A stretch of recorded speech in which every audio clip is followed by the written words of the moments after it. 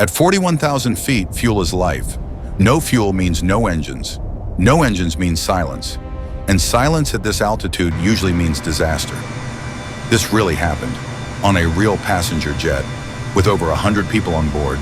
The flight was routine. That's the game. A Boeing 767, cruising high above Canada, clear skies, calm weather. Nothing unusual. Passengers were relaxed. Some were sleeping, some reading, some staring out the window. In the cockpit, everything looked normal, until it didn't. A warning appeared. Fuel pressure. The crew checked the gauges.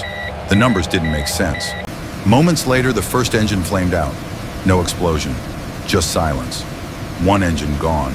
Serious, but survivable. The pilots reacted instantly. Checklists, procedures. Then the second engine failed. Both engines dead. At 41,000 feet, the cockpit went quiet. No thrust, no power, no climb. The aircraft wasn't flying anymore. It was gliding. Passengers felt nothing. No shaking, no screaming. Most didn't even know, but the pilots did. They realized something terrifying. The plane had run out of fuel. Not a leak, not sabotage. A calculation error, metric units instead of imperial. The wrong numbers were loaded, and now the tanks were empty, at 41,000 feet, with no engines. The captain scanned the horizon. Nearby airports appeared on the map. Too far, unreachable. Altitude was disappearing fast. Every second mattered. This aircraft was massive, wide body, heavy. No one believed jets this size could glide, but it had no choice. The pilots made a decision. They aimed for a decommissioned airbase, an old runway. No lights, no control tower, just concrete. What they didn't know was that the runway was now a racetrack, filled with people. The aircraft kept descending, silent, massive, unforgiving. This wasn't a landing anymore. It was an attempt, and it was the only one they had. This plane would soon become known as the Gimli Glider. But how did something this big survive with no fuel and no engines? A wide-body jet with no fuel should not be controllable. That's what most people believe. But the moment both engines shut down, this aircraft did not become helpless. Because engines do not keep a plane in the air. Wings do. As long as air keeps flowing over the wings, lift still exists, even at 41,000 feet, with no fuel left. The Boeing 767 instantly became the largest glider in the sky. It wasn't falling. It was descending with control. That difference matters. A lot. This aircraft had a glide ratio of roughly 12 to 1. That means for every mile it dropped, it could still travel 12 miles forward. That gave the pilots something priceless. Time. Time to think. Time to decide. Time to survive. But flying without fuel is not just about wings. It's about power. And when both engines stopped, most systems did shut down. Screens went dark. Automation disappeared. But the plane didn't go blind, because it had backups. When engine-driven generators failed, a small device dropped into the airflow beneath the aircraft, the ram air turbine.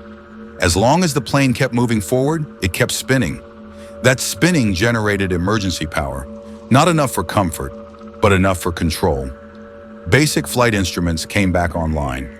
Hydraulics remained active. The aircraft still responded. Every input still mattered. This wasn't luck. This was intentional design. Commercial aircraft are built on one assumption: something will fail. So nothing critical exists only once. Redundancy is not optional, it is mandatory. And then there was the human factor. These pilots were not improvising. They were reverting to training, hours in simulators, practicing failures most passengers never imagine. Dual engine failures, electrical failures, total system loss, over and over again, until reaction replaces panic, until discipline replaces fear. The aircraft was heavy, very heavy, and without engines, speed management became everything. Too slow, and the plane would stall. Too fast, and there would be no room to land.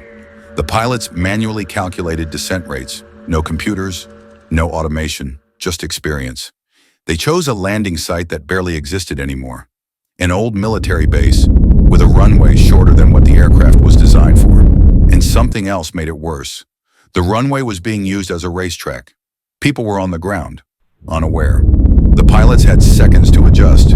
They slipped the aircraft sideways to lose altitude, a maneuver rarely seen in jets this size. But it worked.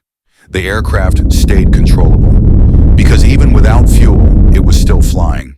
Not normally, but well enough. This plane wasn't surviving by chance. It was surviving because it was engineered for mistakes and flown by people trained for the worst day of their careers. This landing was not a miracle. It was preparation meeting reality. Every commercial aircraft is designed with one assumption, that something will go wrong. Not maybe, eventually. That's why nothing critical exists only once. Fuel systems are monitored constantly. Power systems have backups. Flight controls are layered. And pilots are trained for failures most passengers never imagine. This incident changed aviation forever. After this flight, procedures were rewritten. Fuel calculations were standardized. Cross-checks became mandatory because aviation doesn't hide mistakes. It learns from them. That's why flying today feels routine, because every routine flight carries lessons written in emergencies like this one. The passengers on this aircraft walked away. Not because they were lucky, but because engineers planned for human error, and pilots trusted training over instinct. When you sit on a plane and hear strange noises, or feel turbulence at altitude, remember this story. Remember that aircraft are designed to glide, designed to lose power and still respond, designed to survive moments that feel impossible. Fear comes from not understanding. Confidence comes from knowing how much preparation exists behind the scenes. The sky isn't dangerous. Complacency is, and aviation never allows it. So the next time you board a flight, ask yourself this: if a fully loaded, wide-body jet can run out of fuel at 41,000 feet, lose both engines, and still land safely, what other failures do you think aircraft are already prepared for, long before you ever buckle your seatbelt?